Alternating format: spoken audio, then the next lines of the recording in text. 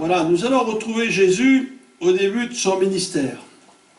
C'est toujours des textes que nous connaissons, mais il y a toujours des petits trésors qui ressortent de temps en temps. C'est comme ceux qui cherchent, là, quelque part dans le monde, des petites paillettes d'or, ils en trouvent quand même. Et bien là, il va y avoir sûrement quelque chose pour nous, de nouveau, car nous voulons vraiment que cette parole, eh bien, nous communique une foi beaucoup plus forte, qu'un amour plus ardent pour le Seigneur. Alors on pourrait lire, si vous voulez, c'est dans l'évangile de Jean, au chapitre 1er, et retrouver Jésus. Jésus qui, dès le début de son ministère, va chercher ses premiers disciples. André, Pierre, il y a Jean, il y a Philippe, il y a Nathanaël. Voilà les 5 disciples déjà que Jésus s'est entouré. Il n'a pas commencé tout seul. Tout de suite avec ses disciples.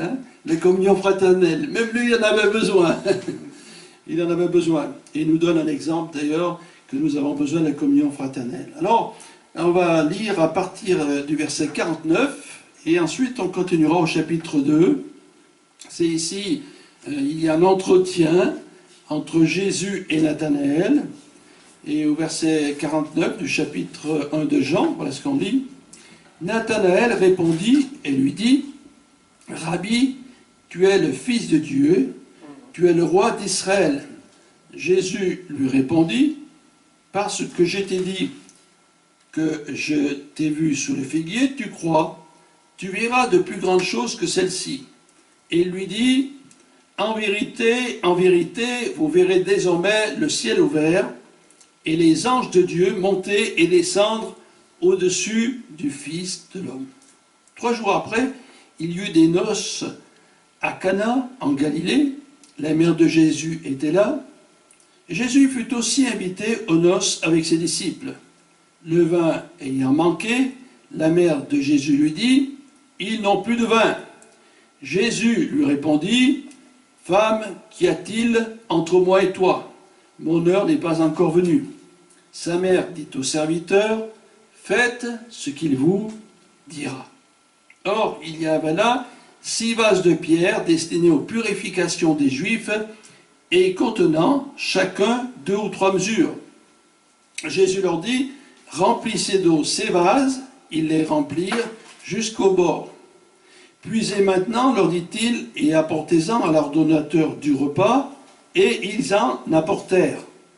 Quand l'ordonnateur du repas eut goûté l'eau, changée en vin, ne sachant d'où venait ce vin, tandis que les serviteurs qui avaient puisé l'eau le savaient bien, il appela l'époux et lui dit, « Tout homme sert d'abord le bon vin, puis le moins bon, après qu'on s'est enivré. Toi, tu as gardé le bon vin jusqu'à présent. » Tel fut à Cana en Galilée le premier des miracles que fut Jésus. Il manifesta sa gloire et ses disciples crurent en lui. Après cela, il descendit à Capernaum avec sa mère, ses frères et ses disciples, et ils n'y demeurèrent que peu de jours. Quand on lit un chapitre entier des évangiles, il y a beaucoup de choses, c'est riche. Et ici, donc, Jésus, il appelle ses disciples, et vous avez remarqué que Nathanaël, il a déjà une bonne connaissance. « Rabbi, tu es le Fils de Dieu. » Pas mal, hein? « Tu es le roi d'Israël. » Il en connaissait pas mal, hein, Nathanaël. Hein? Et ainsi, les voilà ensemble, et lui avec ses disciples, plus sa mère, ses frères, toute la famille, sont invités à un mariage. Le mariage. Il y a longtemps que je n'ai pas été à un mariage. C'est dommage. Je trouve que c'est bien un mariage. Je sais pas. C'est toujours bien. Voilà, qu'on soit croyant ou incroyant, c'est toujours quelque chose de, je sais pas comment dire, extraordinaire. Fascinant. Et effectivement, c'est fascinant. C'est fascinant un mariage. Un homme, une femme, qui se rencontrent. Quelque temps après, il y aura des enfants. Une grande famille. Mais c'est quand même extraordinaire à réfléchir. Avoir des enfants, des créatures vivantes, qui nous ressemblent du bon côté et du mauvais côté. Mais ça fait rien, ça prouve au moins qu'ils sont nos enfants. Et Jésus, donc, il a honoré le mariage. Et je crois que c'est important de toujours dire que le premier miracle de Jésus, c'est dans un mariage. Non seulement il y a bien des images sur le mariage, mais surtout la famille. La famille. Et d'ailleurs la famille de Jésus était là aussi, et c'était complet. Il y avait les mariés, les invités, Jésus et la famille de Jésus. Voilà, et les disciples. Voilà, tout le monde était là. Une grande fête. Hein. Donc 3 jours après, et Jésus venait de dire, d'ailleurs à Nathanaël, en vérité, vous verrez désormais le ciel ouvert, les anges de Dieu monter et descendre, mais aussi il a dit, je t'ai vu sous le figuier, tu crois, tu verras de plus grandes choses que celles-ci. Il avait déjà averti, hein. Vous voyez, on dirait qu'il y a déjà une prophétie qui va dire, tu vois, dans peu de jours, tu vas quelque chose d'extraordinaire. On voit que le Seigneur, il a tout prévu d'avance, il savait ce qui allait se passer à Cana. Ils arrivent donc à Cana, et là, il y avait sûrement toute la famille des mariés, apparemment c'était des amis ou la famille de Jésus qui avait fait ce mariage, un mariage très simple.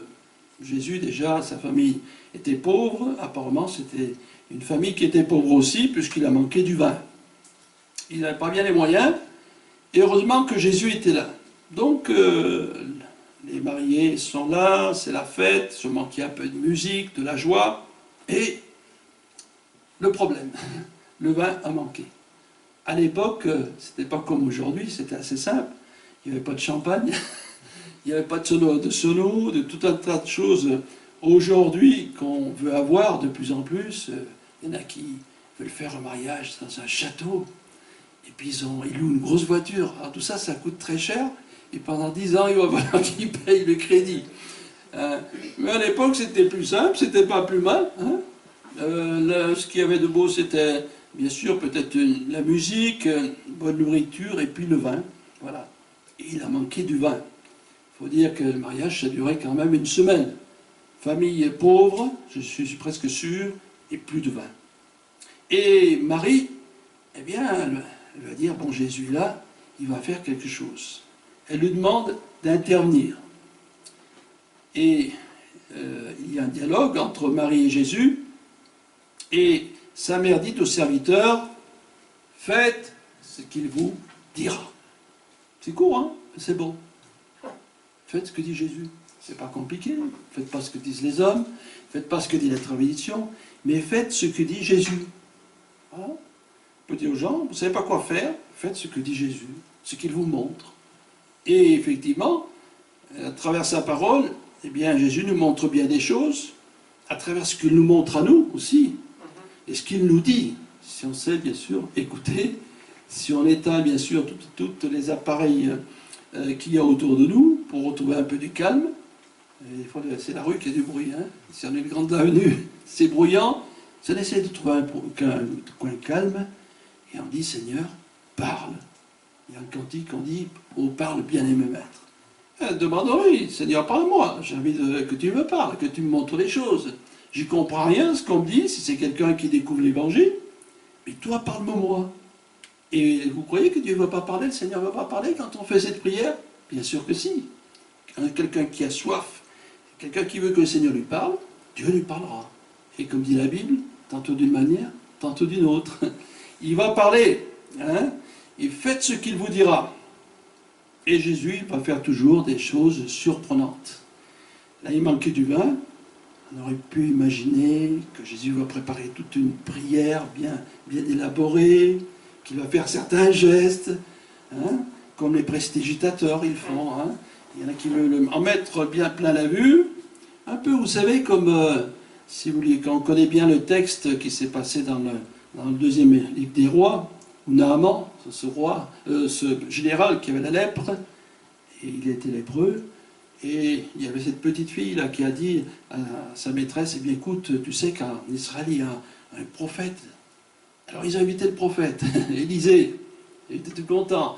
Et Élisée, on va lui faire des beaux cadeaux, il va toutes sortes préparer des mulets pleins de victuailles, je ne sais pas quoi, de cadeaux. Et il a dit, voilà, il va venir le prophète, il va faire des gestes, une grande prière, et il va me guérir. Pas de chance. Le prophète Élisée, il envoie un serviteur, et il dit, écoute, tu te trempes 7 fois dans le Jourdain, et ta chair sera guérie. Voilà. La méthode de Jésus, ce n'est pas la méthode du monde, qui veut essayer de paraître. Non, Jésus, c'est tout simple ce qu'il dit. Voilà. Et le problème de l'évangile aujourd'hui, les gens, c'est trop simple, quoi. C'est pas élégant, c'est pas avec des belles phrases. Non, faites tout ce qu'il veut dire, voilà. Et lui, Jésus va dire aux serviteurs, il n'y a pas de vin. Eh bien, vous remplissez d'eau, c'est 6 vases. C'est sobre, hein. Et on pourrait dire des vases qui étaient destinés à la purification. Ça correspond à peu près à 500-600 litres. Alors, s'ils étaient complètement vides, c'est du travail, hein, pour les remplir. Et ces serviteurs, ils ont obéi. Formidable. Aujourd'hui, ils diraient, mais qu'est-ce que tu dis, Jésus? Qu'est-ce que tu vas faire avec cette eau-là? C'est pas de bout. De l'eau, remplir des vases? Non. Si tu fais un miracle comme ça. Non, Jésus dit, remplissez les vases de pierre. Et Jésus a toujours une méthode particulière, et ses serviteurs, ils ont été obéissants. Formidable lorsqu'on obéit au Seigneur. Et grâce à cette obéissance, eux-mêmes ont vu un grand miracle. Quand on est obéi au Seigneur, il se passe des choses. Voilà. Ils ont rempli donc ces vases qui étaient vides. Et on va donner une image. Le vase, c'est mon cœur, hein, pour donner une image.